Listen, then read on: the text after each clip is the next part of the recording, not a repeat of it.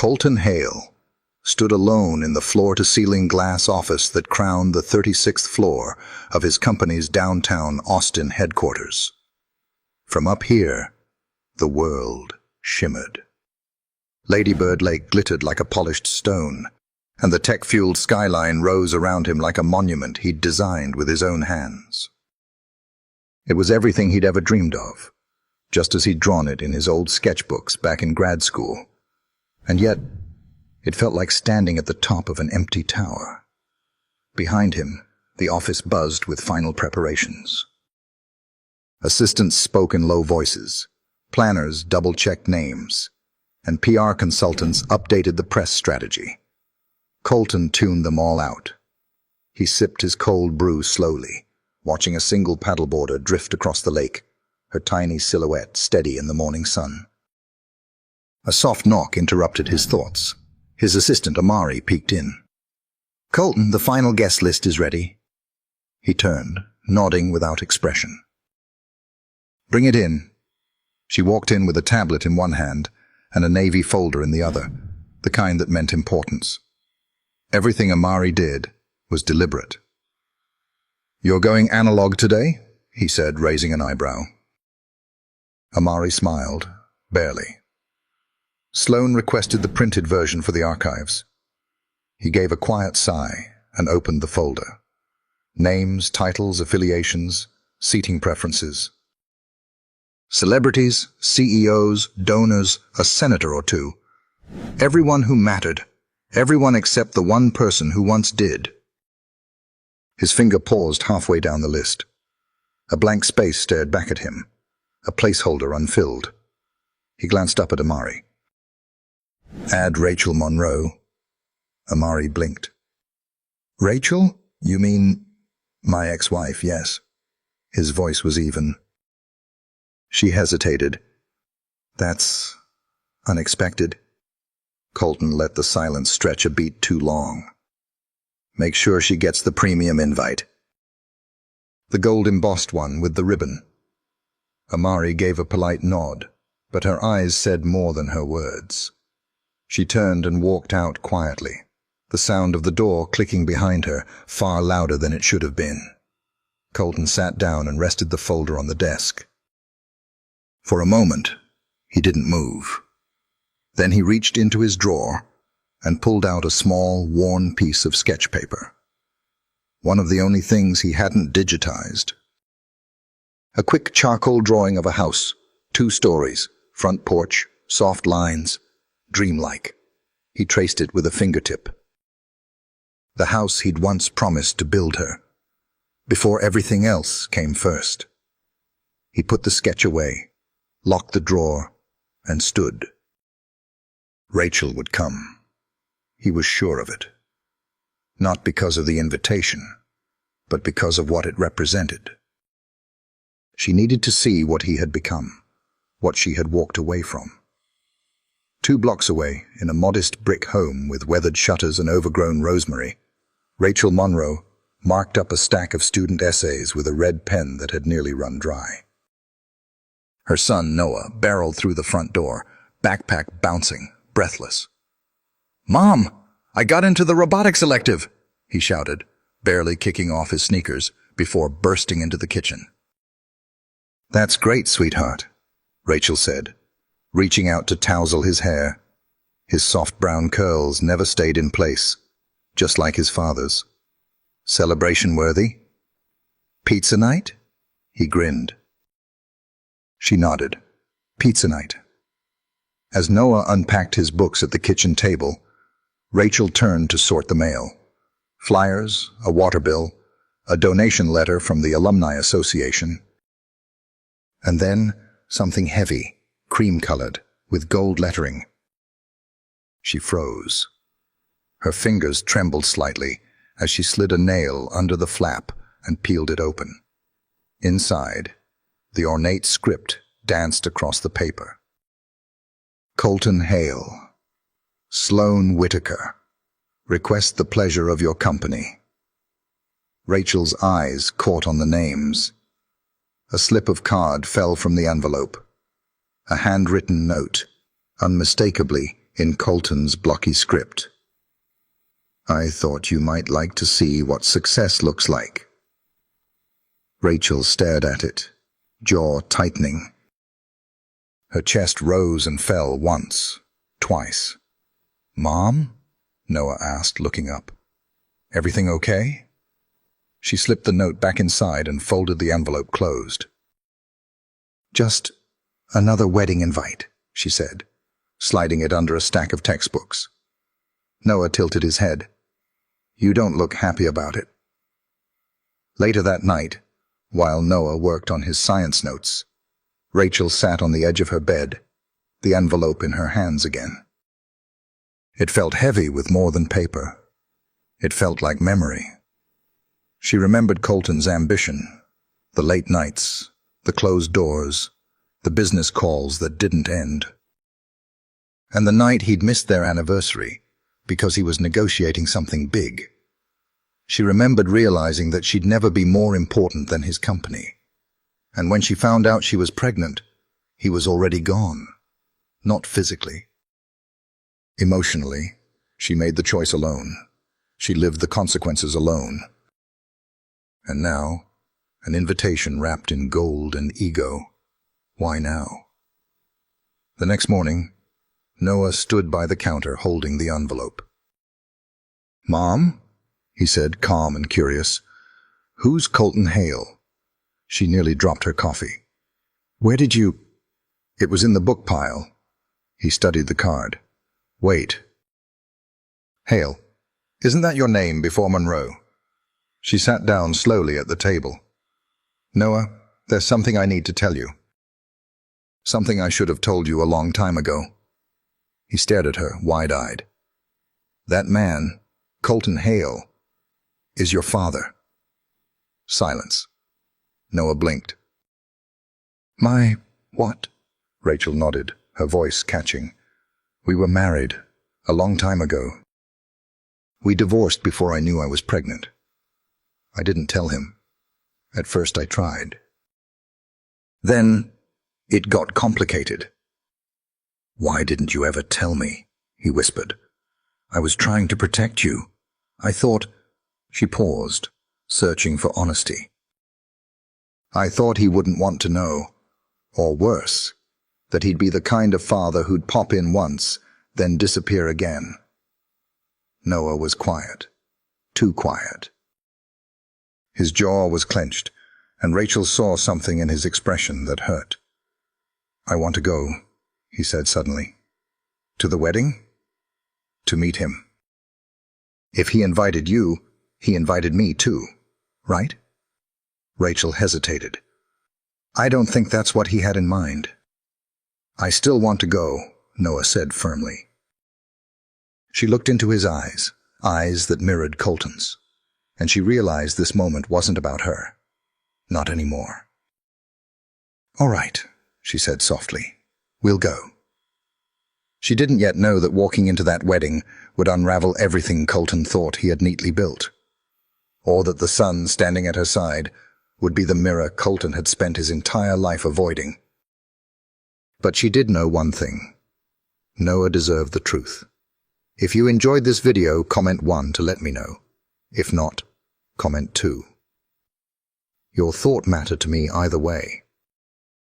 Rachel hadn't slept. The hours after she told Noah the truth passed in slow, aching silence. He hadn't asked many questions, just retreated to his room after nodding, almost too calmly. She stood outside his door for nearly 10 minutes, listening to the soft rustle of pages, the occasional creak of his chair, and that eerie quiet only 12-year-olds mastered when they were deep in thought, or hurt. Now, as morning light crept through the windows, painting gold streaks across the walls, she stood at the kitchen sink, gripping a mug of lukewarm coffee. Her reflection in the glass showed a woman both stronger and more tired than she remembered becoming. Behind her footsteps, Noah walked in, his hair messy, the sleeves of his t-shirt rolled back unevenly. He didn't look at her at first. "Morning," he said, opening the fridge. "Morning?" she replied. He poured a glass of orange juice and finally turned. His eyes didn't look angry. They looked older. "Can I ask you something? Anything?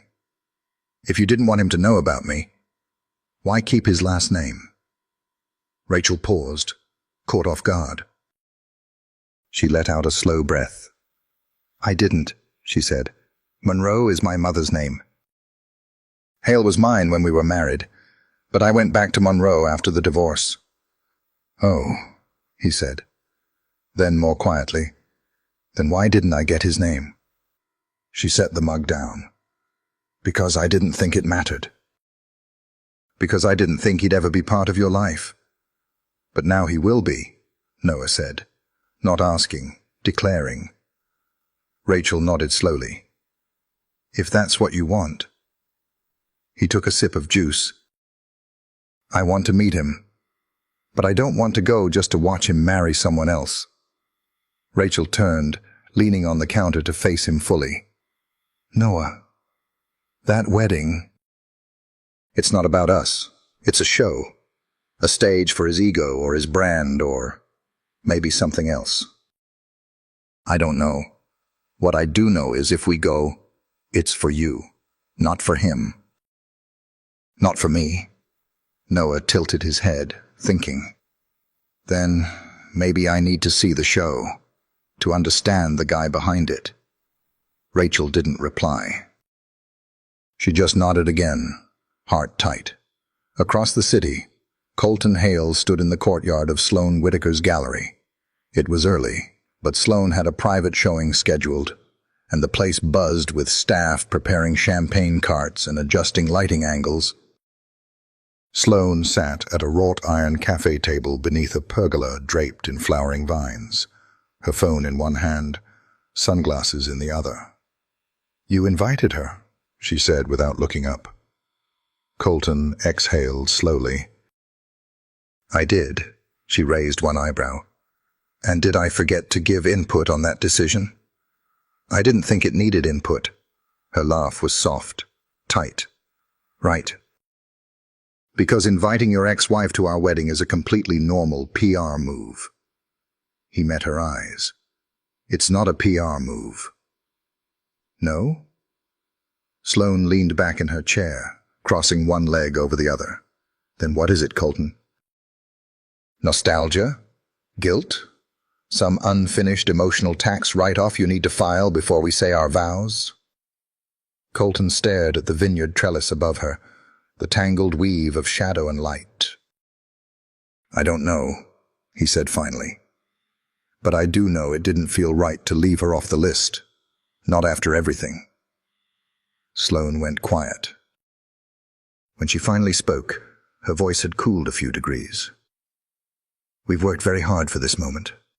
I've worked hard to make this perfect. You don't get to rewrite the guest list 3 weeks out because of ghosts."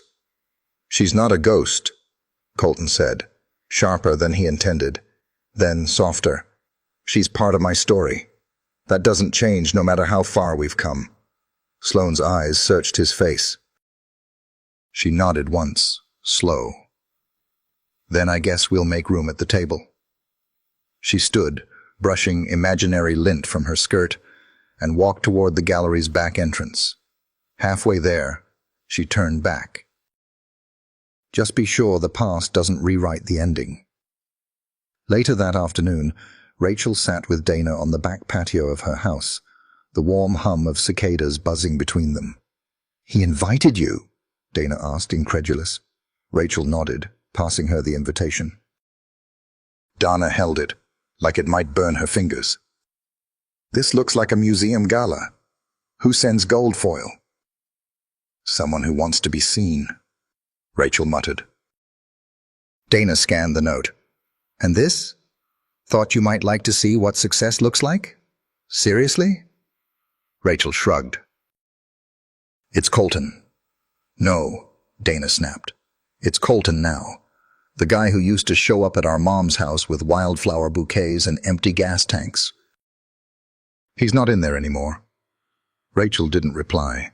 She just stared out at the neighbor's sycamore tree, swaying in the warm breeze. "You're not seriously going, are you?" Dana asked. "I am." Dana sighed loudly, crossing her arms. "Why? So you can walk into a room filled with his billionaire friends and watch him parade his perfect fiancée around like a trophy?" "No." "Because Noah wants to meet his father." Dana blinked. "He knows." "I told him." Silence. "And he still wants to go?" Rachel nodded. Dana softened a little. "I don't like this, Rach. He's 12. His world is still being shaped. What if this mess sends the wrong message?" Rachel turned to her sister, eyes steady. "Then I'll be there to help him shape it back." Dana shook her head but said nothing else. Back at home that night, Noah sat in bed sketching. His pencil moved in fast, sure lines. His mother's profile, captured in profile with quiet grace. Below it, he wrote, "Truth matters more than comfort." He shaded the page, looked at it for a long moment, then flipped to the next. This one, he left blank. Just a title at the top. "The Man Who Forgot His Son," and in smaller letters beneath it, just 3 words, "To be continued." Colton adjusted the French cuffs of his shirt for the 3rd time, standing in front of the full-length mirror in the Whitaker Gallery's private lounge. The shirt was custom-tailored, crisp white, stiff in the shoulders. It fit perfectly. And still, something itched beneath the collar. The lounge behind him was styled like a boutique hotel suite, minimalist, with leather accents and moody lighting. Outside, the soft murmur of voices filtered through the gallery walls. Sloane's monthly pre-exhibit reception had begun. A warm-up for the real show, the wedding. Colton checked his watch, then the mirror again. He should have looked like a man with everything. He did, technically, but his own eyes unsettled him. They looked like they were waiting for someone who hadn't arrived. A knock broke the silence. It was Trey. "Figured I'd find you in here hiding," Trey said, stepping in with a teasing grin. "Just collecting my thoughts," Colton replied, straightening the hem of his jacket. Trey walked over to the minibar and poured a glass of still water. "That's what guys your age call hiding." Colton smirked, but it faded quickly. "Did she RSVP?" "Rachel?" Trey asked, handing him the glass. "Yeah." "Confirmed this morning." Colton nodded, staring into the water. "And she's bringing him." "The kid?" Colton looked up slowly. "Our kid." Trey said nothing for a moment, then nodded once. "You ready for that?" "No," Colton admitted. "But I need to be." Outside, the soft jazz track playing over the speakers shifted to something slower, more ambient. Guests were beginning to arrive. "You know, Sloane's gonna notice," Trey added carefully. "She already knows." Trey raised an eyebrow. "And she's okay with this?" Colton didn't answer. He just downed the rest of the water in one long swallow. At that same moment across town, Rachel stood in front of her closet staring at a short row of dresses, all of which suddenly felt like the wrong choice. Too plain. Too formal. Trying too hard. She pulled out a simple navy sheath dress. No frills, just soft fabric and clean lines. It felt like armor. It felt like herself. In the living room, Noah was pacing in polished shoes a half-size too big. He kept adjusting the collar of his shirt. Rachel appeared in the hallway, fastening an earring. Noah stopped. "You look nice," he said, awkward, but sincere. She smiled. "So do you." "Do you think he'll recognize me?" he asked, voice low. Rachel hesitated, smoothing a wrinkle on his sleeve. "I think the moment he sees you, he won't be able to look away." The ride to the gallery was quiet. Rachel's fingers tightened on the clutch in her lap. Noah kept glancing at the skyline, eyes scanning the buildings like he was looking for something specific. When they arrived, the valet opened their door with a polished smile. Rachel stepped out first, then turned to help Noah. Inside the gallery, every surface gleamed. White walls carried curated canvases in golden frames. Soft uplighting cast shadows along stone columns. Laughter mingled with the clink of glasses and the click of polished shoes on marble. Sloane was at the center of it all, dressed in ivory silk, her hand resting on the arm of a venture capitalist Colton had once called his biggest skeptic. She turned her head just slightly as Rachel and Noah stepped through the entrance. Colton saw them before anyone else. He didn't move. Not right away. His breath hitched. His eyes locked on the boy beside Rachel. 12 years collapsed in a single heartbeat. The same curls, the same jawline, the same distant focus in his eyes, like he was always thinking about the mechanics of the room. Colton stepped forward slowly, as if any sudden movement might shatter the moment.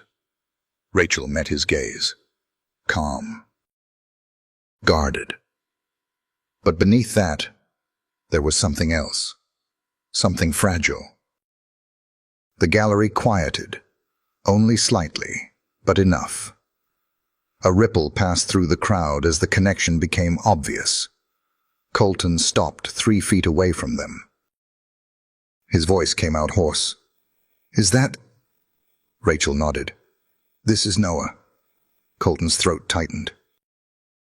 He looked at the boy who had his face, his quiet stare. His name, and for 12 years, he hadn't known. Noah stepped forward, almost mechanically, and held out a hand. "Hi." Colton stared at it like it was sacred. "Hi," he said back, his voice breaking. He took the hand and held it too long. You're real." "I get that a lot," Noah said dryly. It broke the tension. Just a little. "I think we should talk," Rachel said quietly. Colton nodded, eyes still fixed on Noah. "Yeah, please." From across the room, Sloane stood frozen. A guest whispered something in her ear.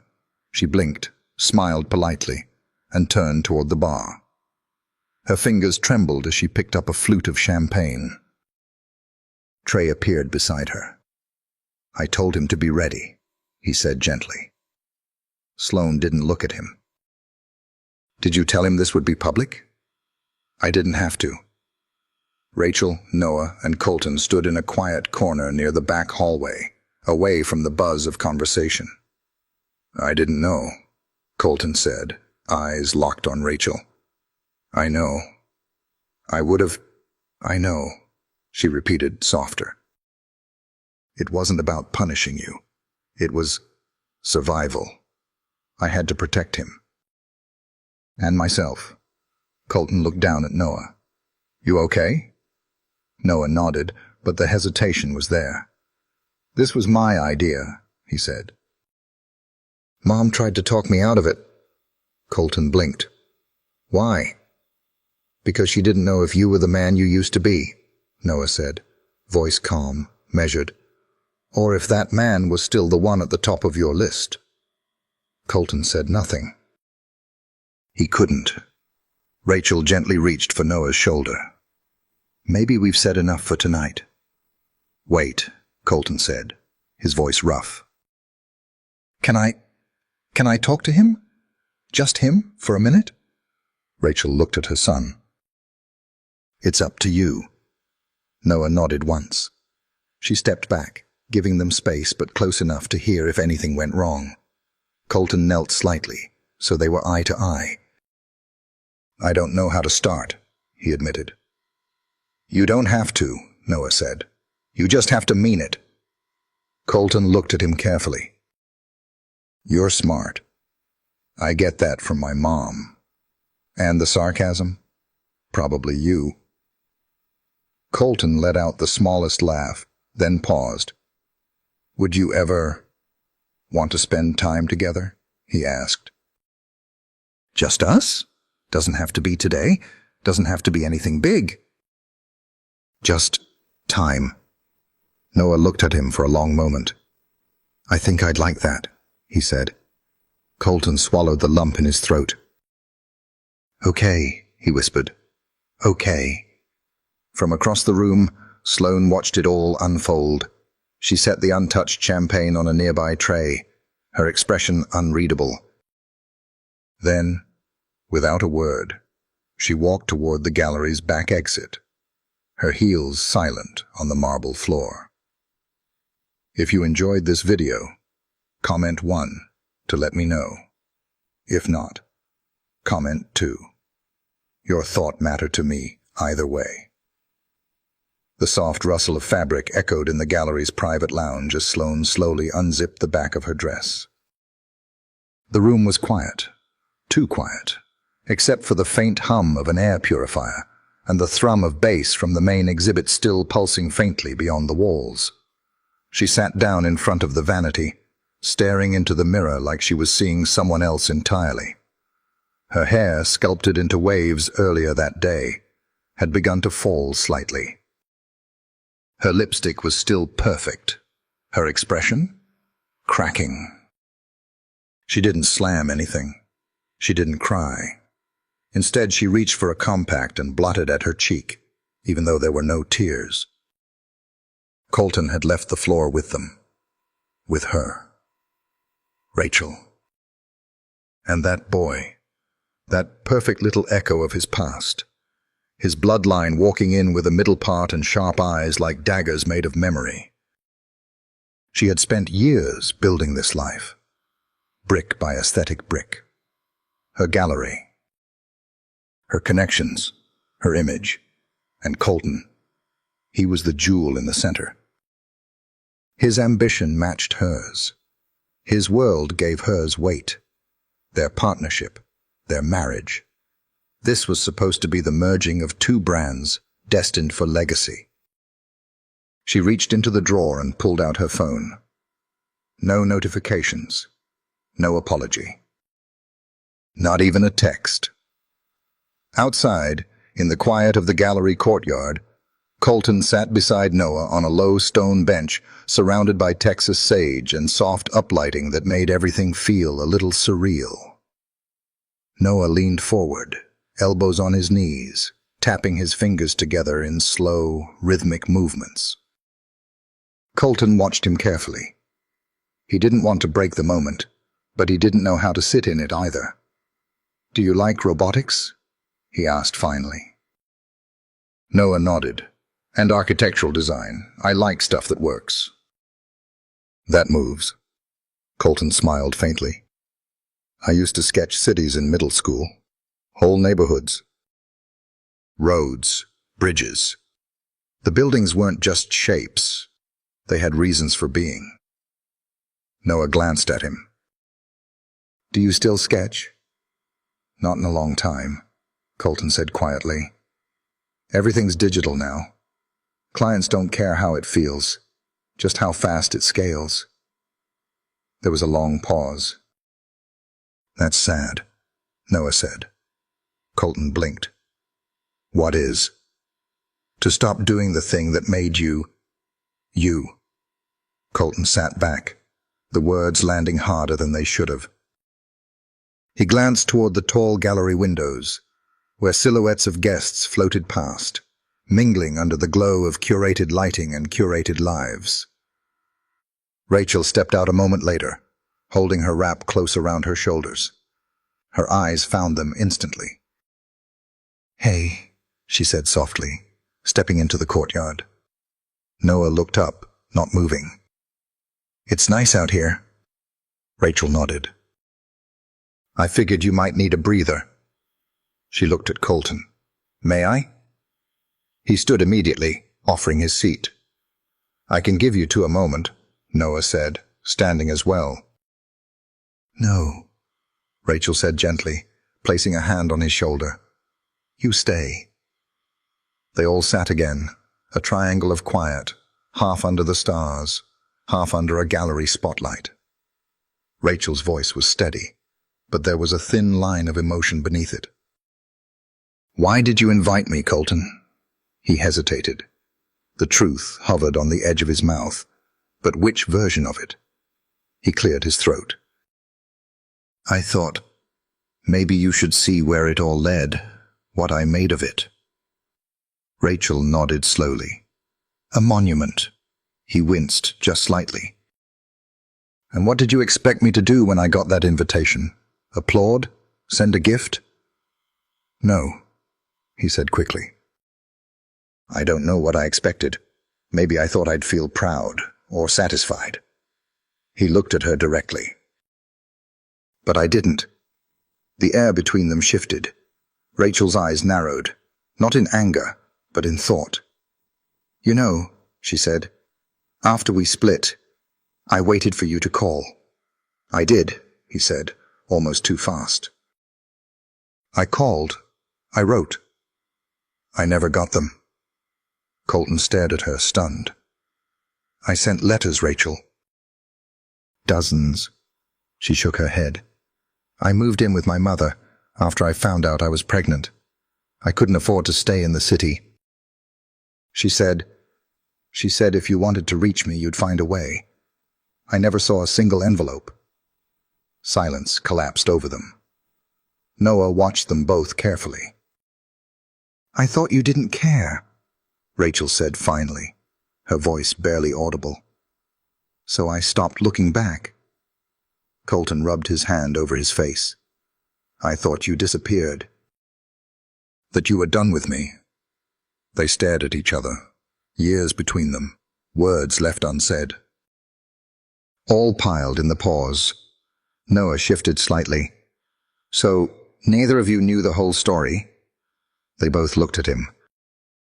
"I guess not," Colton admitted. Rachel reached for Noah's hand. He didn't pull away. A nearby door opened. Trey walked out slowly, his expression unreadable. "Hey," he said, glancing between them. "Colton, Sloane's looking for you." Colton's posture tensed slightly. "I should," he started. Rachel stood. "It's fine. This was a lot. I didn't come to disrupt everything." "You didn't," he said, then corrected himself. "Noah didn't." Trey raised his eyebrows slightly. Noah looked up at Colton. "Are you still marrying her?" Colton didn't answer immediately. "That's the plan," he said. Rachel gave a small, polite nod. "Congratulations." But something in her voice made the word feel like a goodbye. She turned to leave, guiding Noah back toward the main corridor. Colton stood there, under the gallery lights, not moving. Trey watched them disappear through the doors, then turned to his friend. "That," he said, "looked a lot like something you weren't ready for." Colton's voice was quiet. "I don't think I've ever been ready for any of this." Trey clapped a hand on his shoulder. "Then maybe it's time to stop following the plan." The elevator hummed softly as it carried Colton up to his penthouse, the glow of downtown Austin stretching wide beyond the glass walls. His reflection stared back at him, tie loosened, jacket slung over his arm, a line between his brows that hadn't been there a year ago. He stepped into the apartment and set the jacket on the back of a chair. The room was immaculate. Too immaculate. A perfect view, curated art, and silence so dense it pressed into his chest. He walked to the kitchen, opened the fridge, and stared blankly at 3 bottles of water and a container of pre-cut fruit. He shut the door and leaned against it. 12 years. He'd missed 12 years. Noah's voice still echoed in his ears. "You just have to mean it." Colton rubbed the back of his neck. He hadn't expected the kid to speak with that kind of clarity. He hadn't expected any of it. His phone buzzed. Sloane Whitaker. "Where did you go?" Another buzz followed immediately. "Call me, now." He let the screen go dark. Outside, a storm rolled low over the hills. Thunder grumbled somewhere in the distance, the kind of slow, humid Texas thunder that didn't bring lightning, just weight. He finally picked up the phone and dialed. Sloane answered on the first ring. "So you left," she said, voice flat. "In the middle of our event. I needed space. From me? Or from your past?" Colton sighed. "From everything." Silence on the other end. Then, "What do you want, Colton?" It wasn't sharp. It wasn't angry. It was worse, wary, resigned. "I don't know," he said honestly. Another pause. "I saw the way you looked at her," she said. "And the boy. You didn't look like a man seeing ghosts. You looked like a man seeing something he lost." Colton sat at the edge of the counter stool, the leather creaking faintly. "I don't want to hurt you, Sloane." "Then don't lie to me." He hesitated. "We've built something," she continued, voice softening. "Something public, something strategic. This wedding isn't just a celebration. It's a merger. It's access. Influence. You do understand that, right?" "Yes," he said. "And now?" she asked. "You want to pull the emergency brake on that?" "No." "I'm not saying that." "Then say what you are saying." Colton looked down at his hands. "I didn't know I had a son, and now I do." "That changes everything." Sloane's voice dropped to a whisper. "Does it change us?" He didn't answer fast enough. "I see," she said quietly. "You get things about people that most adults miss." "I watch a lot," Noah said simply. "And I know what it's like to want someone to stay." She didn't reply. Her throat had closed too tightly for that. Later that day, while Rachel graded essays in her office, her phone buzzed. Unknown number. She hesitated, then answered. "Rachel," Colton's voice said, tentative. "I figured you'd call," she replied. "Can we talk?" "I'm talking now. I mean in person." "Just the two of us." Rachel leaned back in her chair. "Why?" "I found some letters," he said. "Old ones. I thought you'd want to see them." She froze. "You, what? My mother didn't give them to you, did she?" "No," she whispered. "She didn't. I'd like to show them to you. I think you deserve to know what I tried to say, before everything got lost." Rachel stared out the window, her heart a tangle of questions. "Okay," she said finally. "Tomorrow?" "1 hour. Public place. I'll send you a location." "Fine." She hung up. In the background, Noah's pencil had started sketching again. Back at the gallery, Sloane sat at her desk, thumbing through the guest list for the wedding again. The names swam in and out of focus. She picked up her phone. A hesitation. Then she tapped a number from her past, one that wasn't meant to be used again. A voice answered. "It's me," she said. "I need a favor." "About the boy?" She stared out the window, her lips tight. "I want to know everything, where they've been, who's around them. What kind of story this woman has been telling for 12 years. A pause. Then the voice on the other end asked, "You sure you want to dig that up?" "I'm sure," she said coldly. "If he's choosing them over me, I want to know what exactly he's choosing." And with that, the call ended. Colton sat at a small, quiet table, tucked in the corner of the Velvet Bean, a local coffee shop nestled near the UT Austin campus. The kind of place where walls were lined with local art and conversations were spoken in soft tones. Outside, the trees rustled beneath a rare, cool breeze, and students passed by in clusters, heads bowed over phones or laughter. He looked down at the stack of yellowed envelopes on the table, each one addressed in his handwriting, each one unopened. Time had stained the corners. One still had a smudge of graphite where he'd drawn a small heart next to her name. Rachel was 5 minutes late. Not that he blamed her. A soft chime rang from the front door. He looked up, and there she was. Hair swept back in a simple braid, fitted jacket over a white blouse. No makeup beyond what the day demanded. She hadn't dressed for him. That somehow made it more intimate. She spotted him, exhaled once, and walked over. "Hi," she said, her voice low. "Hi." They stood there for a second, unsure of how to start. Eventually she pulled out the chair across from him and sat down. He slid the stack toward her. "I found these in a box in my old storage unit," he said. "I was cleaning out the guest house for Noah. Thought he might like it as a workshop." She froze. Her fingers grazed the top envelope gently, then slowly turned it over. Her name, written in dark ink. Colton's old signature, slanted and clean. "They're dated the year after I left," she whispered. "I mailed them to your mom's house." Rachel gave a small, bitter breath of laughter. "She told me nothing ever came." "I wrote almost every week at first," Colton said. "I didn't know what to say, so I just said everything. About work. About the house I wanted to build. About missing you.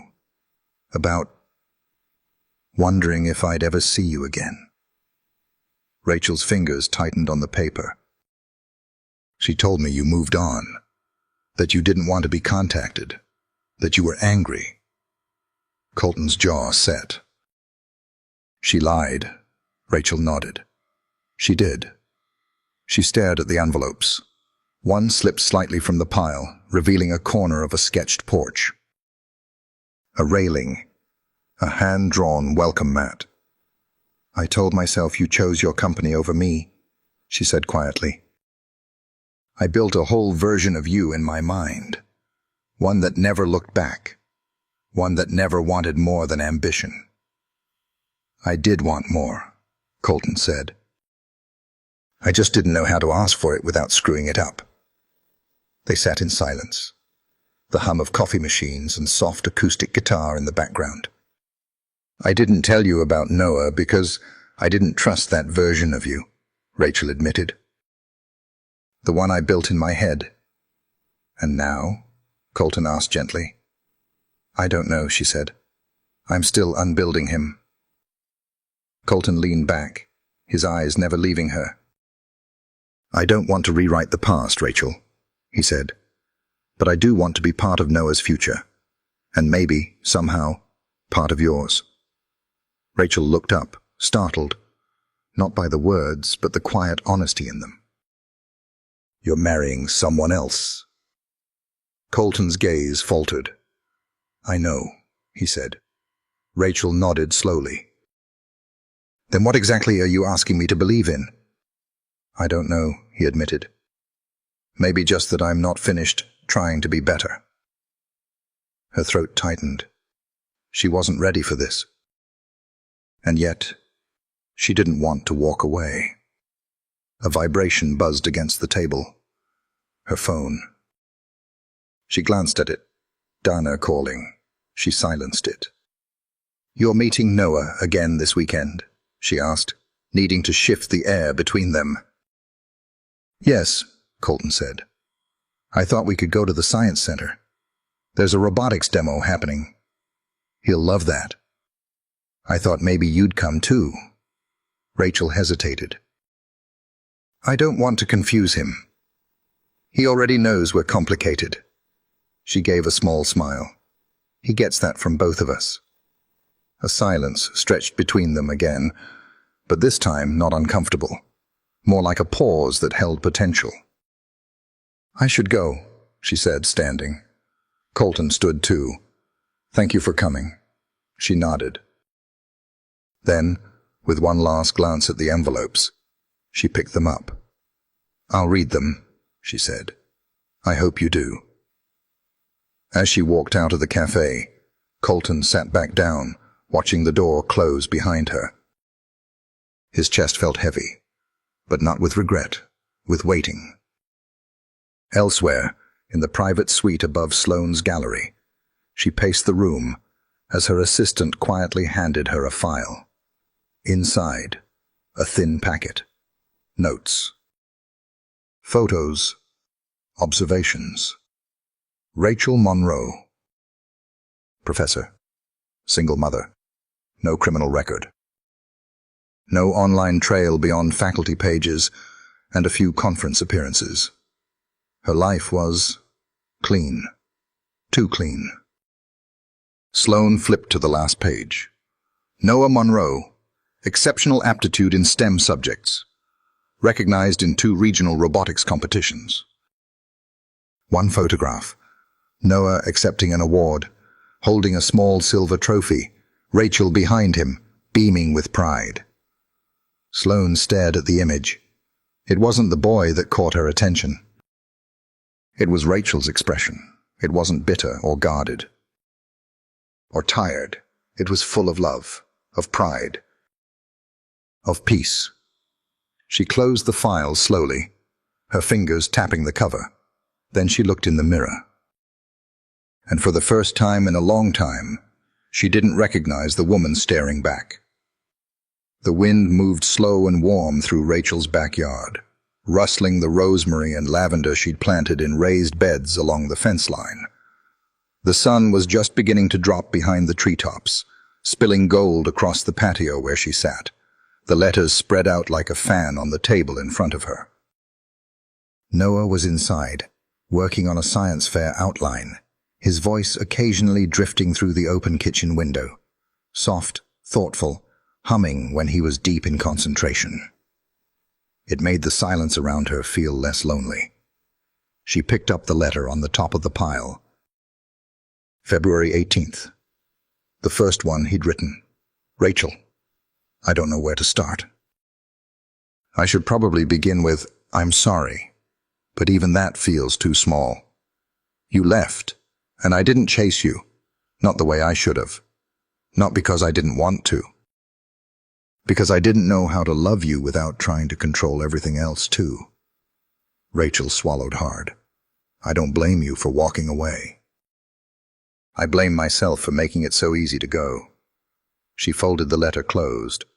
The paper had yellowed just slightly at the edges, but the ink still felt fresh, like it had only dried yesterday. Inside, the screen door creaked open. Mom? Noah stepped out, carrying a small spiral notebook. Can I show you something? She wiped at her cheek before he could see. Of course. He sat beside her, flipping open to a page filled with drawings, clean lines, boxy structures, and floating labels in careful print. It's a model for a shared workspace, he said, like a tech and design center. For kids. Rachel leaned in. This is incredible. Are these classrooms? Yeah. And this part is a common build space, he pointed, for group projects. And over here, like a quiet zone. You know, for people who need to think better when it's not noisy. She smiled. I love that. I think he'd like it too, Noah added quietly. Rachel turned to him, eyebrows raised. Colton, he said, answering the unspoken question. He said he used to sketch stuff like this. He told me about a bridge he once designed when he was 14. He said it couldn't actually stand, but it looked amazing. Rachel let out a soft laugh. That sounds exactly like him. Noah paused. He asked if I'd want to do something like this together someday. Build something real. She watched him closely. And how do you feel about that? He tapped the pencil against the page. I want to say yes. But I also don't want to forget who showed me how to use a ruler, or stay up with me when the glue wouldn't dry. Rachel smiled. this time fully. "I'm not going anywhere, Noah." He nodded, and then, without looking up, said, "Do you still love him?" The question landed like a stone in her chest. She hesitated, not because she didn't know the answer, but because the answer didn't fit into anything clean. "I don't know," she said softly. "I think there's a part of me that always will. But loving someone doesn't mean you forget the ways they hurt you." Noah nodded slowly, eyes still on the page. "Do you think he's still that guy?" Rachel didn't answer right away. She thought of the letters, the way his voice broke in the coffee shop, the look on his face when he first saw their son. "I think he's trying to be someone new," she said. "But trying isn't the same as becoming." That night, after Noah had gone to bed, Rachel walked into the garage to grab an old storage bin of art supplies. She reached behind a stack of boxes, and her fingers brushed something unexpected. It was heavy, dust-covered. A shoebox, taped shut at the seams. Curious, she pulled it down and peeled the tape away. Inside, Polaroids. Ticket stubs, receipts from diners long since closed. A movie theater stub with second date scribbled across the back in Colton's handwriting. And beneath it all, a worn spiral sketch pad. She opened it. The pages were filled with rough ideas, home floor plans, campus designs, even a few crude cartoons of the two of them. One page showed a little house on a hill, front porch, garden. A mailbox with hail on the side. She sat on the concrete floor and let her fingers run over the lines. These were drawings he made before the world had changed them both. And then, tucked into the very back of the sketchpad, another letter. Unsent, unstamped. Folded in thirds, she opened it carefully. "Rachel, I don't know if this one will ever make it to you. I don't know if you'll ever want to hear from me again. But if you do, I want to say the thing I never said when it mattered most. I loved you more than I loved my future. I just didn't realize I had to choose." She stared at the last sentence for a long time. Then she folded the letter, placed it back in the box, and closed the lid. The next morning, Sloane stood in her gallery, arms folded, watching a new piece being mounted to the far wall. A sculptural representation of time, metal curves wrapped around a suspended clock face. The artist approached. "It's meant to show how moments get tangled, but still move forward." Sloane nodded, eyes never leaving the piece. Even if you rewind them, they never play the same. The artist tilted his head. "That's true." "Why?" She didn't answer. Just turned and walked to her office where the wedding planning binder sat open. She stared at it. Then slowly, one by one, she began pulling out the pages. Vendor lists, color swatches, seating charts, every piece removed with care, until only a blank form remained. And at the bottom of the stack, a note she'd scribbled months ago. "Legacy isn't just what you build. It's what remains when you're no longer the focus." She stared at it for a long time. Then slid the binder shut. Colton waited just outside the entrance of the Austin Science Robotics Center, shifting his weight between polished shoes that suddenly felt too stiff. The building gleamed in morning light, its glass facade catching blue sky and treetops in every direction. He'd donated to the expansion project 2 years ago, but this was the first time he'd actually stepped inside. It felt strange. Something with his name on the donor plaque, but foreign all the same. Today it wasn't a ribbon-cutting or press moment. It was something smaller, more significant. A first outing with his son. Rachel's car pulled up along the curb. She stepped out first, sunglasses shielding her eyes. Noah followed, his backpack slung casually over one shoulder, the strap twisted. Colton caught a flicker of nerves in the boy's posture. Chin lifted a little higher than usual, eyes scanning the sidewalk like a field of landmines. Colton took a few steps forward. "Hey." Noah gave a small nod. "Hey." Rachel smiled gently but kept her distance. "You're sure you're good?" Noah looked up at her, then back at Colton. "Yeah," he said. "I want to go." Rachel gave Colton a careful glance. "Don't overwhelm him." "I won't," he said. "Promise." She touched Noah's shoulder briefly, then stepped back toward the car. Colton waited a beat before speaking. "Ready to see some robots?" Noah cracked a smile. "Only if they have laser eyes." Colton grinned. "They'd better. I donated enough for at least one laser." They stepped inside.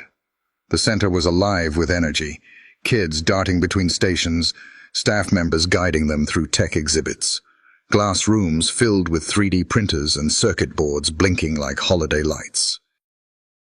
The air buzzed with curiosity. Noah's face changed as they walked deeper in. The tension dropped from his shoulders. His eyes lit up, darting from one setup to the next, hands twitching with a desire to build, touch, test. "This place is," he breathed, "insane." Colton watched him. "You've got the same look I used to get walking into Radio Shack." "What's that?" He chuckled. "Exactly." They wandered to a demonstration zone, where two high schoolers were testing a robot that tossed miniature foam balls into baskets. It missed more than it hit, but Noah watched intently, eyes narrowing. "The launch arm's off balance," Noah said.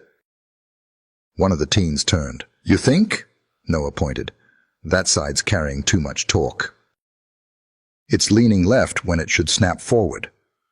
The older kid raised a brow, looked back at the robot, and then at Noah. "You build?"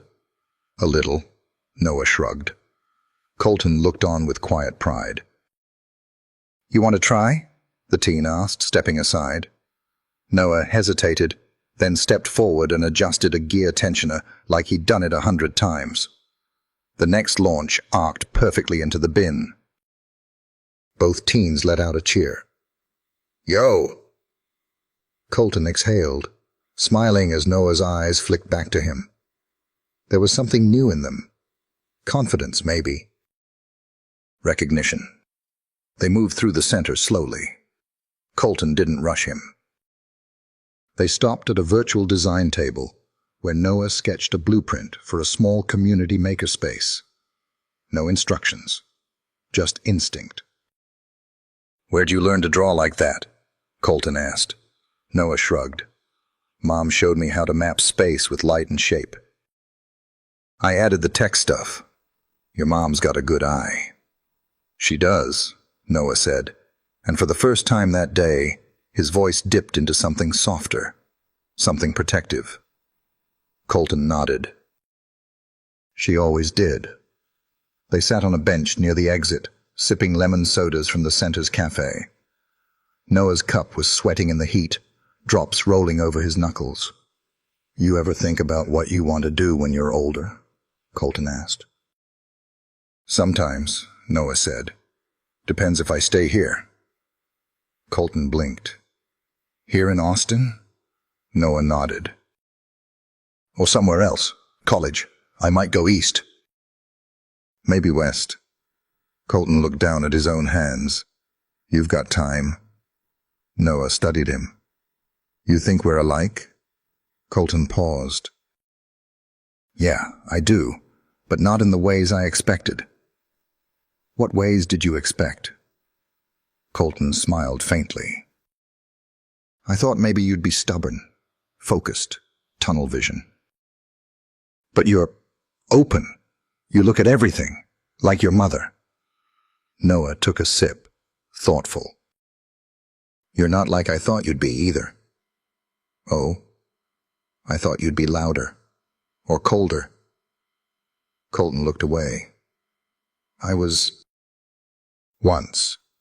Noah watched him. I think you're trying. Colton met his eyes. I am. They sat quietly, the hum of other visitors moving around them. I have an idea, Colton said suddenly, if you're up for it. Noah leaned in slightly. What if we built something together? Like what? A prototype. Your learning space. You already sketched the concept. We could use my company's fabrication lab. Just the basics. First draft. Noah hesitated. Would it be real? It'd be the first step toward real. The boy's eyes sparkled with something that looked dangerously close to hope. Yeah, he said. Okay. As they left the center, Rachel's car pulled up at the curb again. She stepped out, eyes scanning them both. How'd it go? She asked. Noah opened the door, sliding in. Coolest day ever. She blinked, surprised. That good? Noah just nodded, eyes flicking toward Colton. He's not bad at this. Rachel smiled at Colton, genuine but cautious. Thank you. Colton shrugged. He did all the impressing. She glanced toward the back seat. He looks happy. Colton hesitated. Rachel, could we talk sometime? Just us? She tilted her head. Is this about the binder you left on my porch? His smile faltered. You saw it. I haven't opened it yet. It's not business. I know. They stood there in the golden light, the edges of their shadows barely touching on the pavement between them. I'll call you, she said softly, then slid into the car. As the vehicle pulled away, Colton stood there, hand in his pocket, watching it disappear into the soft Austin afternoon. He didn't feel like the man at the top anymore. He felt like someone finally learning how to begin. The late afternoon light spilled through Rachel's front windows in long, honeyed streaks, casting soft shadows across the hardwood floor. The house was quiet, save for the low murmur of Noah's podcast playing in his room and the occasional creak of the ceiling fan turning above the kitchen table. The binder sat in the center of that table, still sealed, still unopened. Rachel stood over it with her arms crossed, her fingertips gently brushing her chin. She wasn't sure what she expected to find inside. Blueprints, maybe. A proposal. Another version of his life, folded neatly between dividers and bullet points. She wasn't afraid of what it might say. She was afraid of what it might feel like. With a slow breath, she sat down and opened it. The first page was handwritten. Colton's blocky print, unmistakable. No business heading, no preamble. This isn't a pitch. It's a plan, a promise, a way to show you I meant what I said, that I want to build something better, not just for Noah, for us. Rachel's chest tightened. What we missed before wasn't just timing. It was trust. This is my way of saying, I'm learning how to earn it. Beneath the letter were design renderings, detailed floor plans of a youth tech and creativity center, structured like a real campus, scaled for community access. One wing was labeled the Monroe Studio, the other Hale Robotics Lab. In between, a shaded courtyard labeled The Bridge, and beneath that, sketched lightly in pencil, a compass. No label, just the symbol. She closed her eyes. The sketch reminded her of one she found years ago in his old spiral pad, the one from when they used to talk about someday building something that mattered more than just income or optics. Back when he still believed that ambition could serve others, not just elevate himself. Her phone buzzed. It was Dana. Rachel answered on speaker. Hey, are you alone? Noah's in his room. Why? Dana sighed. I just got off the phone with someone I wish I hadn't. Rachel sat up straighter. What's going on? There's chatter in one of the donor circles. Sloane's been making quiet calls. Background digging. She's asking questions about you, about Noah. About Colton. Rachel's stomach turned cold. Why would she? Because she's losing, Dana snapped. You know that look predators give when they sense their grip slipping. That's what this is. Rachel's hand closed around the edge of the table. She's building a story, Dana continued. Probably something like, he's being manipulated by the mother of a child he didn't know existed. Classic redirect. Can she actually do anything with it? Rachel asked. No, but she can plant enough doubt to muddy everything, especially with Colton's board. His partners.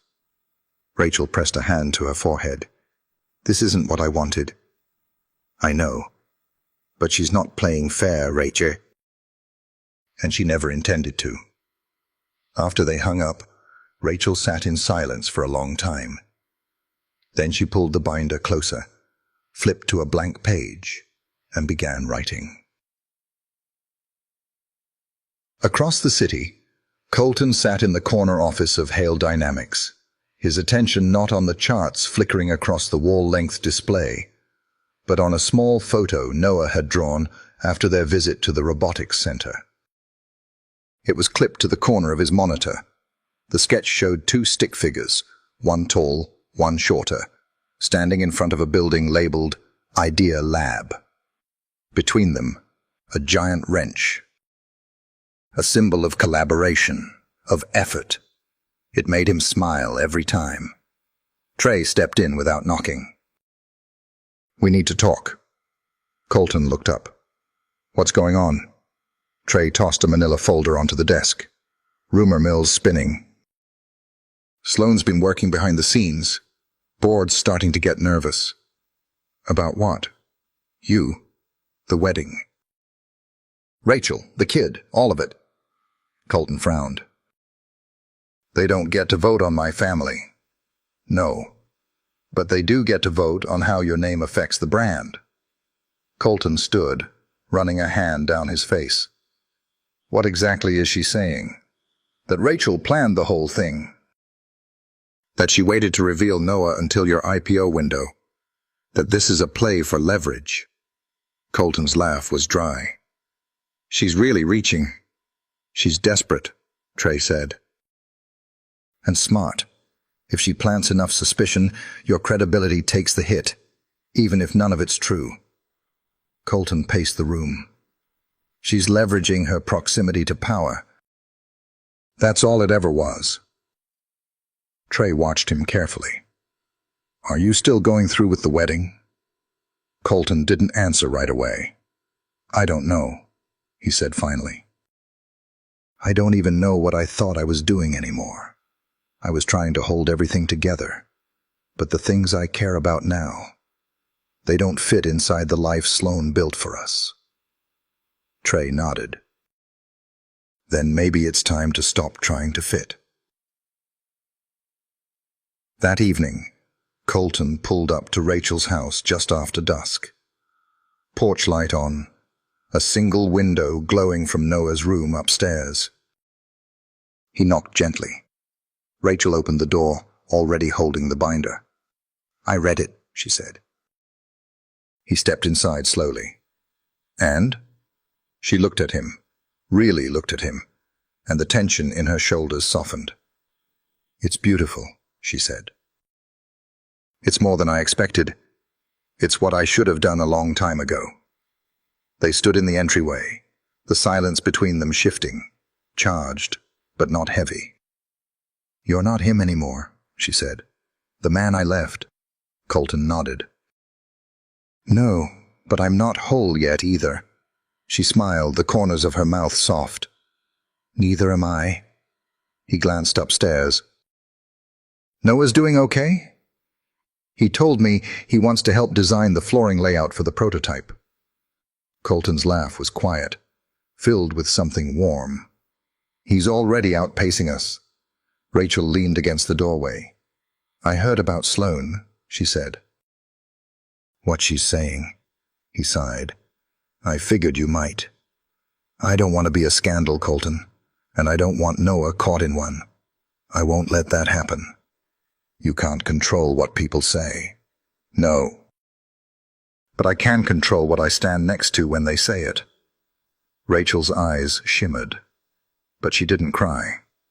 Instead, she stepped forward, close enough to touch. "If you're going to build something," she whispered, "build it from truth." He reached for her hand, slow, intentional. "I will," he said, "with both of you." Outside, the wind picked up, the first real breeze of fall brushing against the porch, as if the season itself was changing. The day broke with a thick, overcast sky, the kind that made everything look softer, quieter, like the world had pulled a light blanket over itself. Colton stood at the edge of the Hale Dynamics rooftop terrace, hands resting on the cool metal railing, watching the clouds roll over downtown Austin. Inside, his boardroom waited. So did his future, and whatever version of it he was about to rewrite. The door behind him slid open. Trey stepped out, tie loosened, holding 2 coffees. "I figured you might not be able to breathe in there," he said, handing one over. Colton took it without a word, sipping slowly. He didn't turn around. "You remember when we launched this place?" Colton finally said. Trey nodded. "Yeah, you wore the same nervous face you're wearing now." "I was scared," Colton said, glancing over. "Everyone thought I was a genius, but I didn't know if we'd even make it 6 months." "Well," Trey smirked, "you made it. Now you're the guy who has everything." Colton's expression didn't change. "That's the problem." He turned toward the windows where the board sat waiting. Suits. Expectations, metrics, a world that measured value in attention and quarterly spikes. "I think I built something that doesn't look like me anymore," he said quietly. Trey sipped his coffee, watching him. "You going to tell them that?" "I'm going to tell them the truth." Colton walked back inside. The room was still. Conversations paused as he entered. "I won't take much of your time," he began, voice calm but firm. "I know there's been noise. Headlines, questions about decisions I've made recently, personally and professionally." He looked around the table. "I understand the concern. But I need to be clear about something. My priorities have shifted, and they're going to keep shifting." A murmur passed between 2 members. Colton didn't flinch. "For years, I ran this company like the future depended on us getting everything right, and in doing that, I forgot about the people I was supposed to be building it for. I forgot what I valued before any of this existed." He placed both palms flat on the table. "So I'm stepping down as CEO." Silence. Heavy. Full. Trey didn't react. He already knew. Colton continued. "I'll remain on the board. I'll continue to guide development and product integrity. But I'm redirecting my focus to education, design, and youth innovation.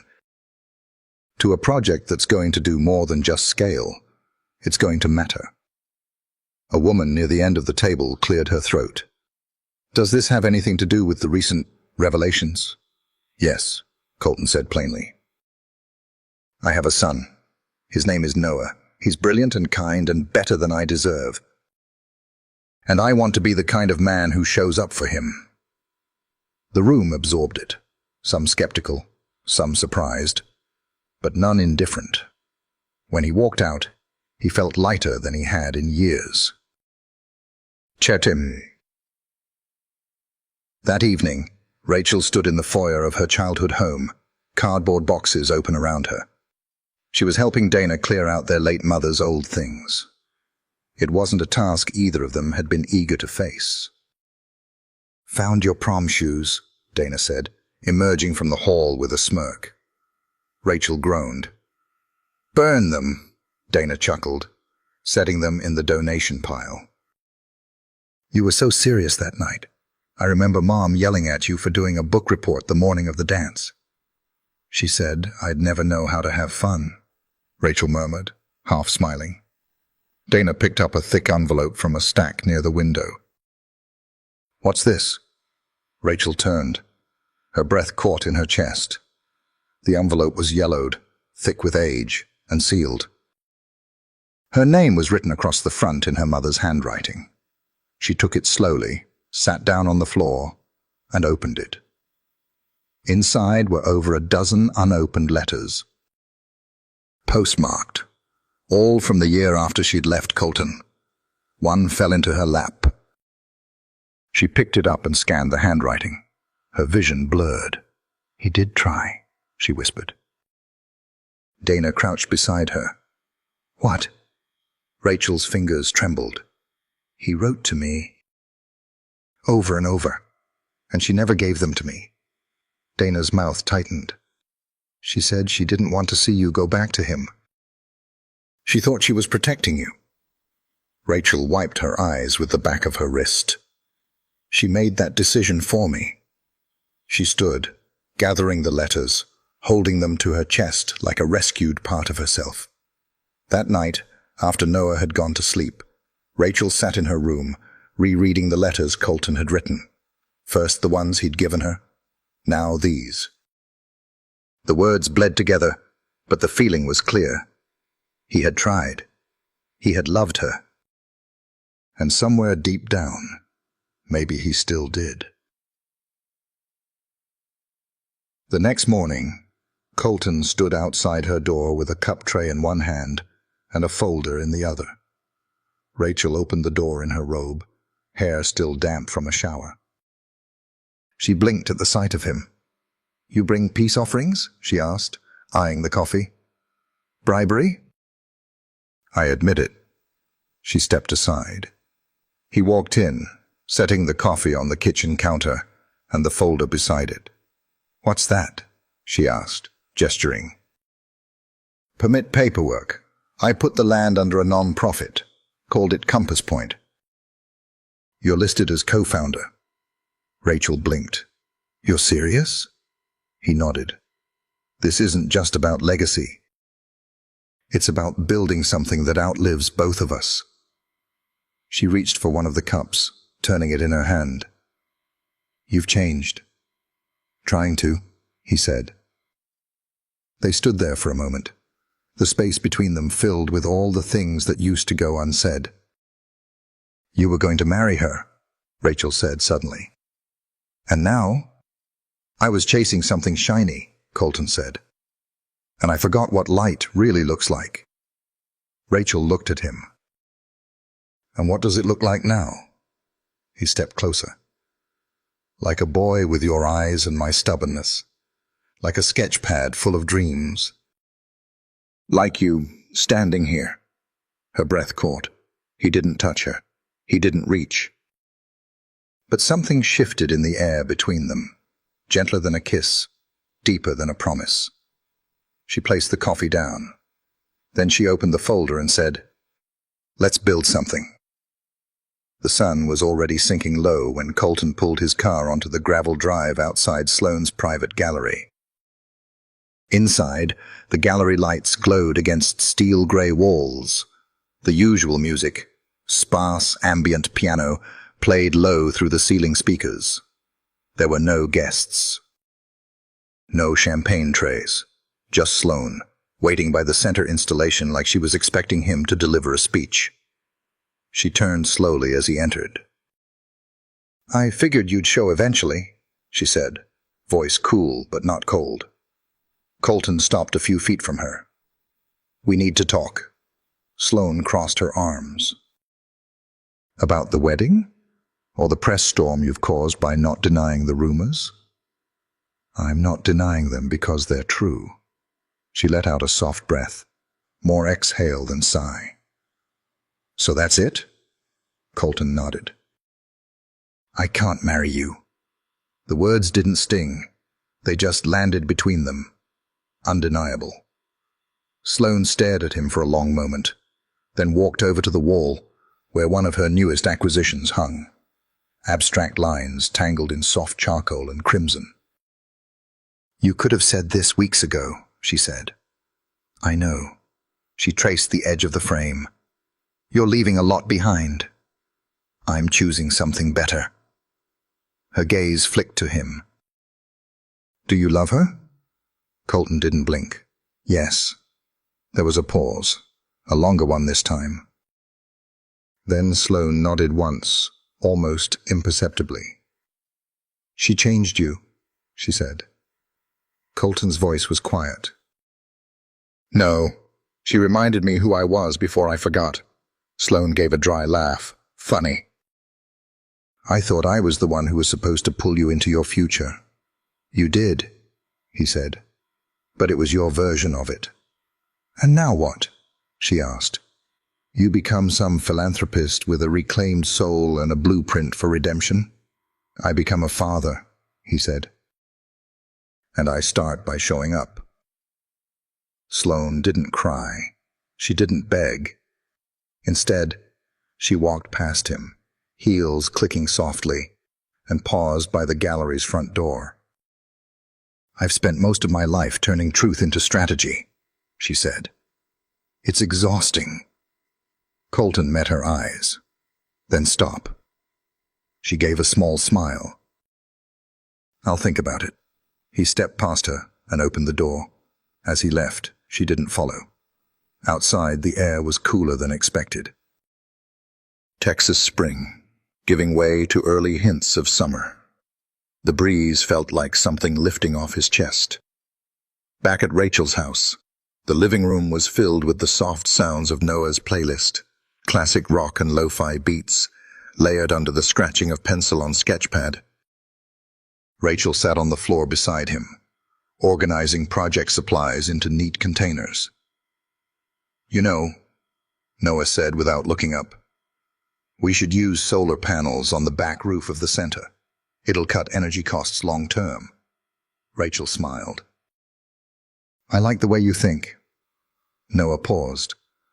"Do you think he'll go through with it?" Rachel looked at him. "What do you mean?" "Everything," he said. "The center. Us. This whole life that's not just a memory." She set the lid on the container and leaned back against the couch. "I think he already has." A knock at the door made them both look up. Rachel opened it to find Colton, casual in jeans and a light jacket, a folder tucked under his arm. "You're early," she said, smiling. "I couldn't wait." He stepped inside, holding the folder out. "Final draft of the nonprofit charter, with your edits." Noah popped his head around the corner. "Does this mean we're official now?" "Very," Colton said. "You're practically co-CEO." Noah beamed. As Colton moved into the living room, Rachel watched him. Not the man she had married, not the man she had left, but the man who'd chosen to return. She walked over and sat beside him on the floor. Colton turned to her, voice quieter now. "I told her." "It's over." Rachel searched his eyes. "How did she take it?" "She understood. Maybe better than I expected." They were quiet for a moment, listening to the playlist shuffle through a few notes before fading into the next track. Colton looked over at Noah, still sketching intently, then back at Rachel. "Everything I was chasing, none of it ever felt like this." Rachel leaned her head gently against his shoulder. "That's because this isn't a chase. It's a return." Outside, the first stars began to push through the dusky sky. And for once, there was nothing left to explain. The wind off Lake Austin carried the faint scent of cedar and wildflowers, drifting gently through the wide windows of the small craftsman-style bungalow Rachel had just moved into. Boxes still lined the hallway, half unpacked, books stacked in uneven piles across the floor, and paint samples pinned on the wall. It wasn't perfect. It wasn't finished. But it felt like her own. Colton stepped into the kitchen, balancing a tray with 3 mugs of cocoa, Rachel's with cinnamon, Noah's with extra marshmallows, his plain. The radio played low in the background, a jazz piano solo weaving between the warm clutter of the evening. Noah sat cross-legged on the rug in the living room, his sketch pad on his lap, pencil tapping rhythmically against the page. His latest drawing wasn't a machine or a floor plan. It was a portrait. 3 figures standing beneath a canopy of trees, laughing. A dog sat beside them, even though they didn't have one yet. "Here," Colton said, offering the cocoa. Noah took his without looking up. "Thanks." Rachel accepted hers with a grateful smile, tucking her legs underneath her on the couch. "This place is going to be beautiful once it's finished," Colton said, taking a slow look around.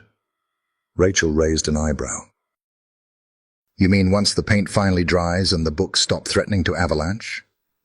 "I mean it already is," he said.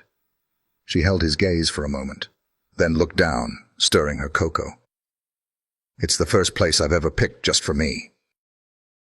No compromises, no explanations. Colton sat beside her. "That makes it sacred," Noah piped up from the floor. "It also has the perfect sun angle for a solar-powered garden." Rachel laughed. "You're not giving up on that greenhouse idea, are you?" "Nope," he said, without looking up. "We can grow tomatoes and basil, to justify pizza night." Colton leaned back against the cushions, watching them. This small, messy scene that felt more meaningful than every award ceremony and high-rise contract he'd ever signed. He said after a beat, "we never really got to talk about what the 3 of us are." "I mean where we're going." Rachel's fingers stilled on her mug. Noah kept sketching. Colton continued carefully. "I'm not trying to rush anything. Rachel looked at him. "You want clarity." He nodded. She took a slow sip, thinking, "What we are is rebuilding. We're relearning each other. You and me, you and him. And it's working because none of us are pretending anymore." Noah chimed in, still drawing. "Also because nobody yells here." Rachel smiled. "That too." Colton looked at her, his voice quiet. "I'm in, Rachel. Fully. I don't want to be a guest in this family." She held his eyes, something warm stirring behind them, then stopped standing at the door.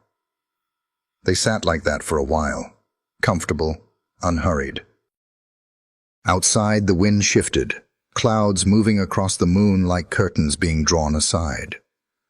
Later that night, after Noah had gone to bed, Rachel found Colton in the backyard, sitting on the porch steps, a small velvet box open in his palm. She stood silently for a moment before joining him. He didn't say anything, just handed it to her. Inside was a compass, silver, small, worn smooth around the edges. On the underside, engraved in thin lettering, "So we never lose our way again." Rachel's breath caught. "This was mine," he said. "I used to carry it in my backpack in college. It broke the year we separated. I had it repaired last month." She ran her thumb across the engraving.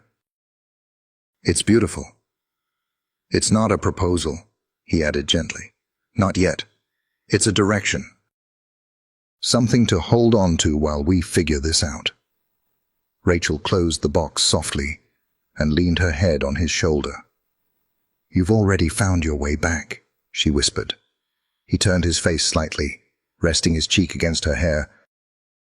"Then let's make sure we stay on the path this time," he said. The wind moved through the trees above them, rustling the branches like quiet applause. Somewhere in the distance, wind chimes stirred with a soft, crystalline note, barely heard, but fully felt. In that moment, nothing needed to be fixed. Nothing needed to be perfect. They were simply together. And for the first time in a long time, that was more than enough. The smell of fresh lumber and sawdust hung in the spring air as Rachel stepped into the construction site that would one day become Compass Point.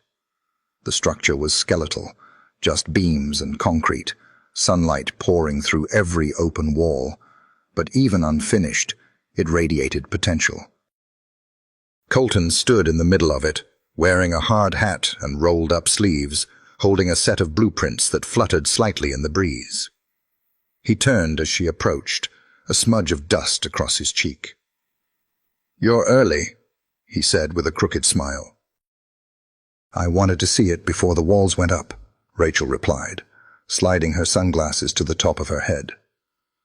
Colton handed her the blueprints. "They finished framing the main entrance yesterday." "This," he said, pointing to a central hub, "will be the collaboration space. Open walls, natural light, lots of flexible areas for workshops and exhibitions." Rachel traced her fingers along the lines. "It's exactly how we imagined it." "No," he said, stepping closer. "It's better, because now it's real." She looked up at him. "You did this." "We did this," he corrected. A soft voice called from across the site. "Mom, check this out." Noah stood on a raised platform near the back of the property, waving her over. She followed the sound, stepping around piles of insulation and stacked drywall. "This is the design studio," he said, beaming. "I asked the architect if we could install north-facing windows for optimal light." Rachel blinked. "You asked the architect?" "He gave me a clipboard," Noah said proudly. "So technically I'm on the team." Colton joined them, hands on his hips. He's already arguing for a VR prototyping bay. Rachel looked from her son to the building around them. "We're going to need a bigger budget." "Working on it," Colton said, pulling his phone from his pocket and checking an email. He frowned. Rachel noticed. "Something wrong?" "Not exactly," he said slowly.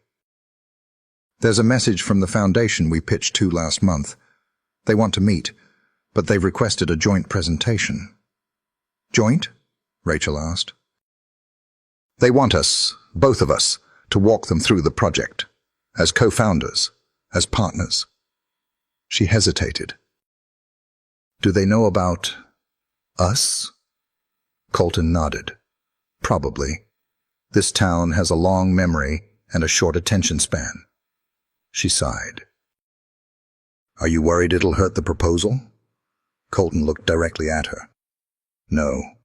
I'm worried about putting you in a room where they'll assume you're the story instead of the architect of it." Rachel didn't speak for a moment. Then she set her hand on his arm. "We go in together. We lead with the work. Let them catch up to the truth." Colton's phone buzzed again. This time, he let it ring.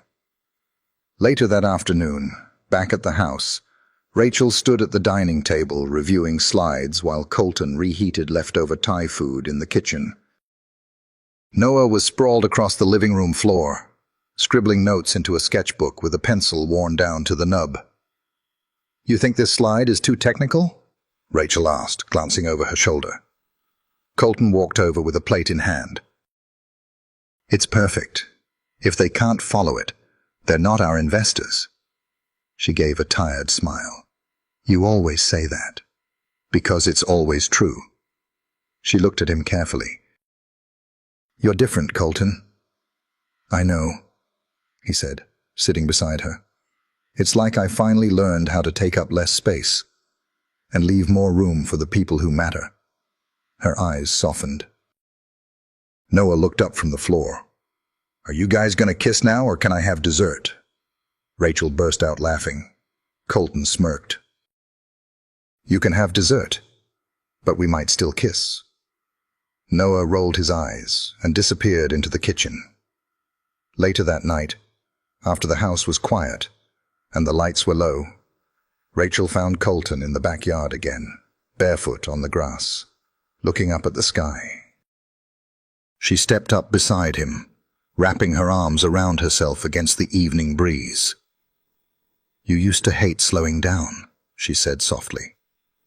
"I still do," he murmured. "But when I'm here, I don't feel like I'm wasting time. I feel like I'm living it." She turned to him. "Are you happy?" He looked at her.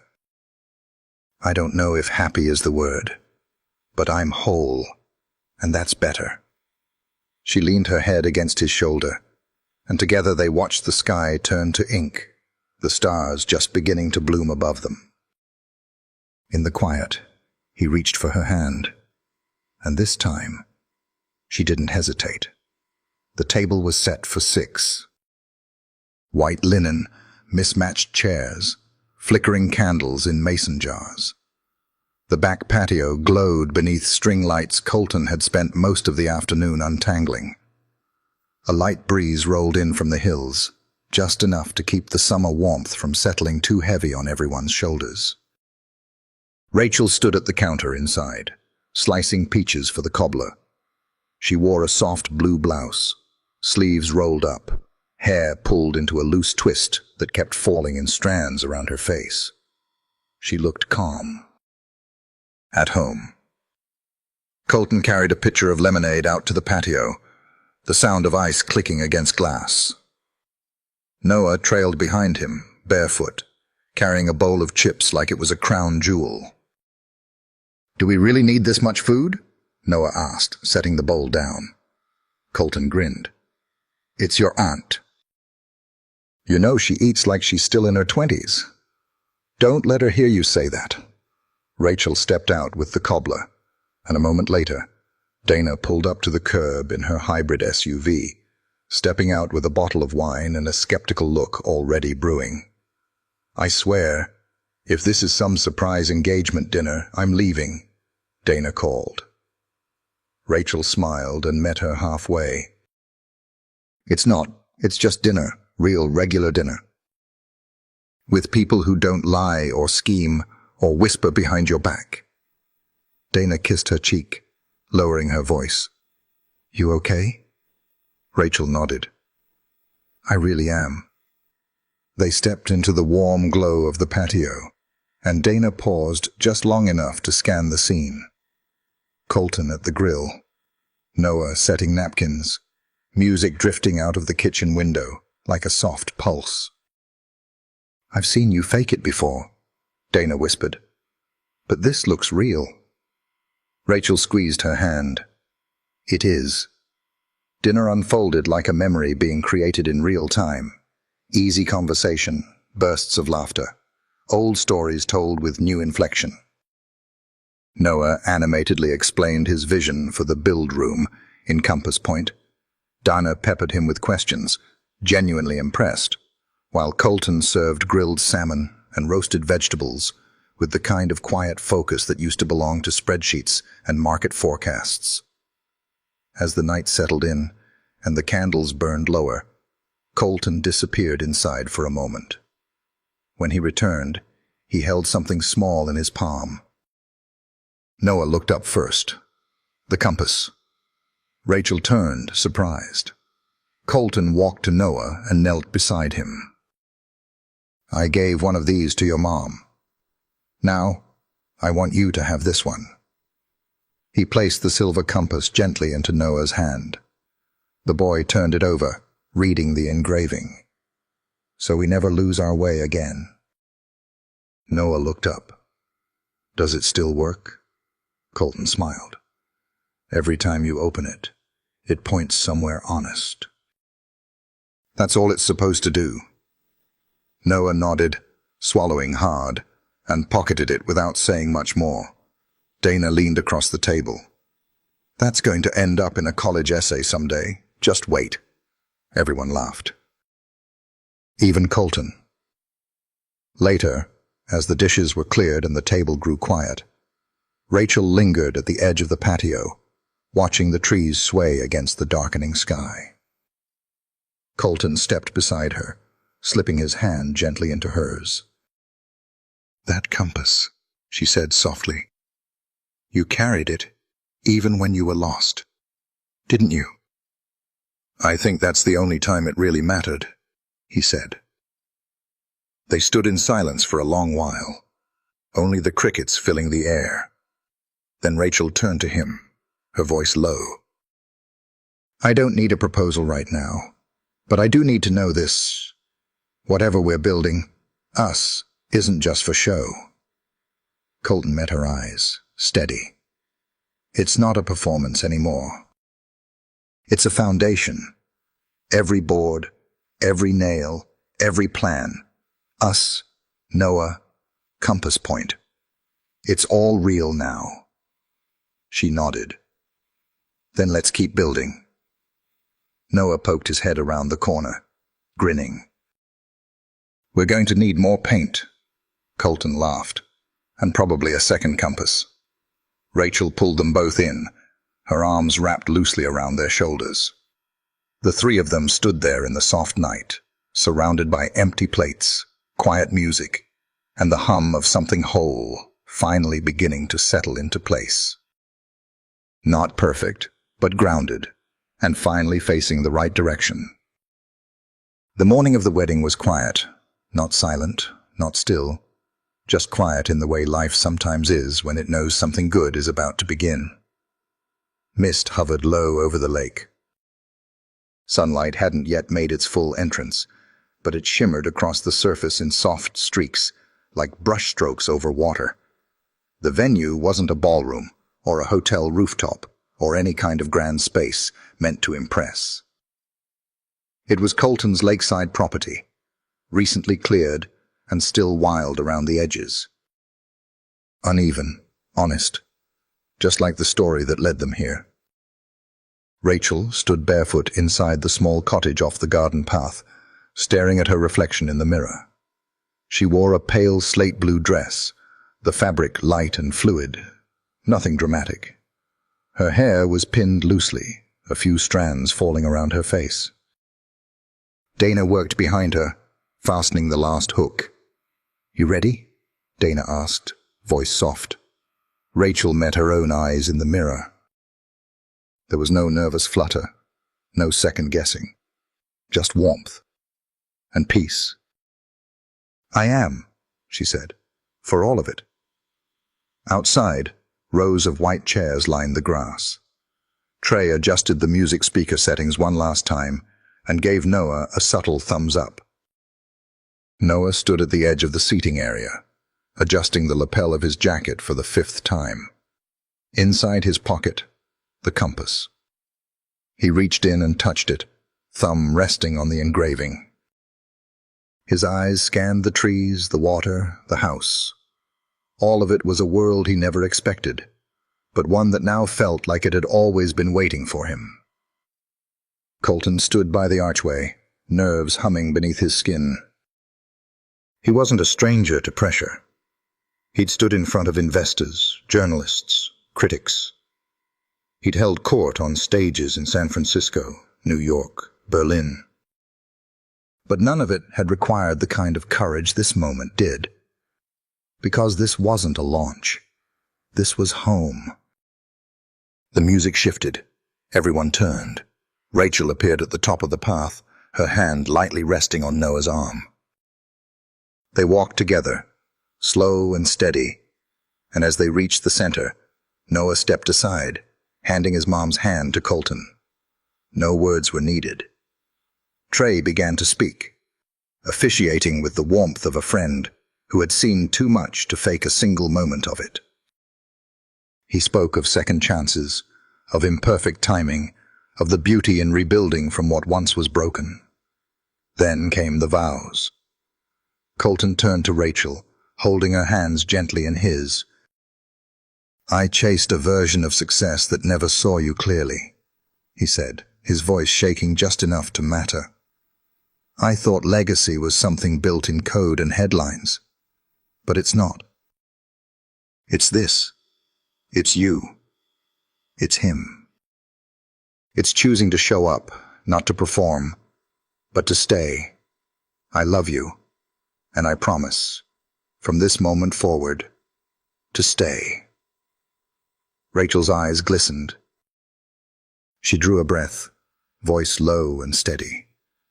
"I thought love had to be loud to be real, that it had to announce itself with grand gestures and perfect timing.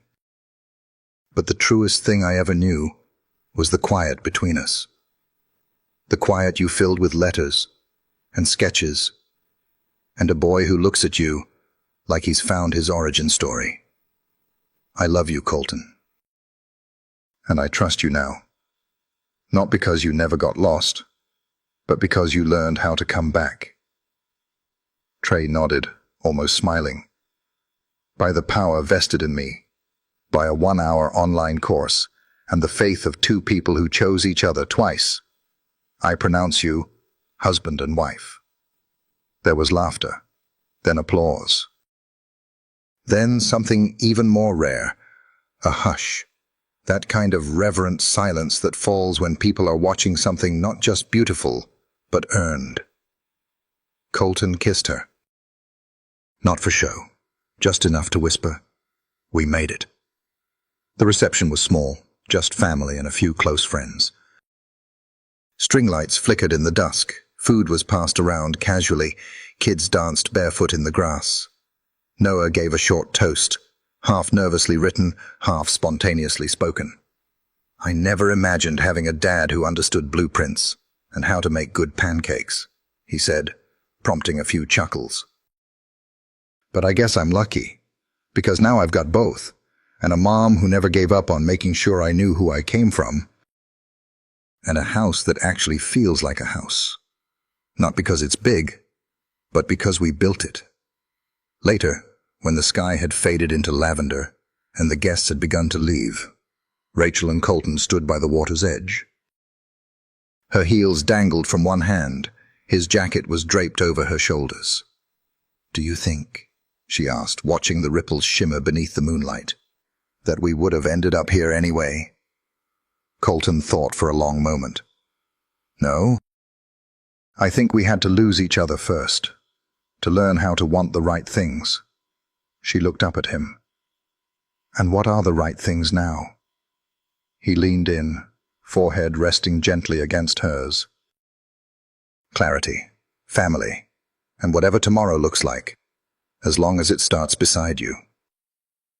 They stood like that for a while, swaying gently, the lake breathing quietly beside them.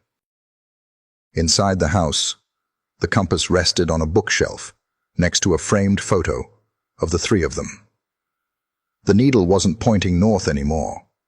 It was pointing home. If you enjoyed this video, comment 1 to let me know. If not, comment 2. Your thought mattered to me either way.